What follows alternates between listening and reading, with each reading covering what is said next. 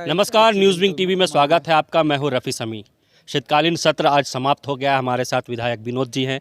विनोद जी, जिस तरह से शीतकालीन सत्र छोटी अवधि थी, आज संपन्न हो गई, क्या कहेंगे? जो मुद्दे थे जनता के, वो उठ पाए हैं उस मुद्दों को? बिल्कुल, आप देख रहे हो बहुत स्पष्ट है कि इस जनता के मुद्दे सबसे ज़्यादा प्रश्नकाल में रहती है। किसी दिन जो है, एक तो बहुत ही शॉर्ट सदन था, लेकिन 18 से 21 तक 4 दिन था।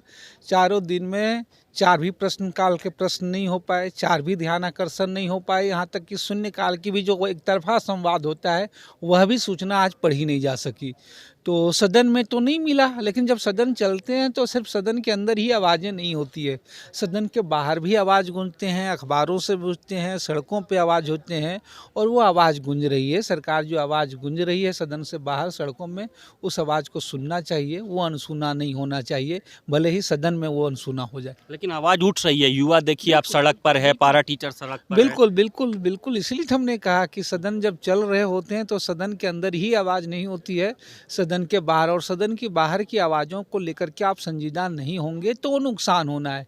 पिछले दिनों सवाल उठा था जब इनकी नियमावली 10-12 की बढ़ी थी, उस आवाज़ को अनसुनी की गई, अंततः देखे कि वो रद्द हुआ और नियुक्तियां लड़ी। पिछले दिनों ये हुआ, कई बार सदन के अंदर भी आया था, मैंने भी ये सवाल उठाया था कि भाई जब आप टेट की परीक्षा नहीं ले रहे हैं तो सी टेट जो लोग हैं, राज्य के लोग हैं, उनको मौका दीजिए।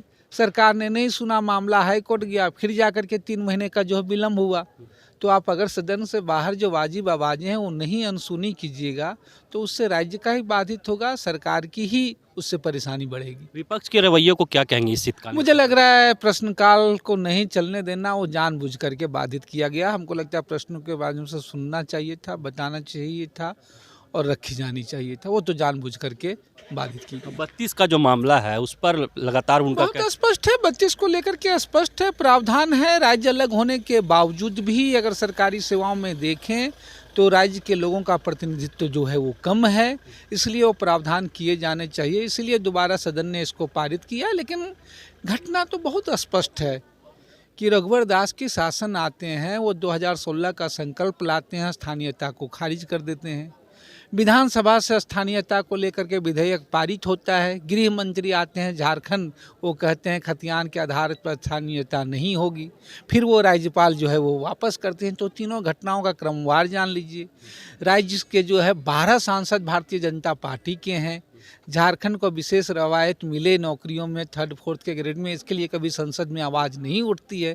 तो ये चारों क्रमवार बता रहा है कि कौन इसके विरोधी हैं। अंतिम छोटा सा प्रश्न रहेगा, शीतकालीन सत्र से कितना सेटिस्फाइड है? मुझे लग रहा है प्रश्न इस बार शीतकालीन सत्र में जो प्रश्नकाल नहीं चला और वो संतोषजनक नहीं था।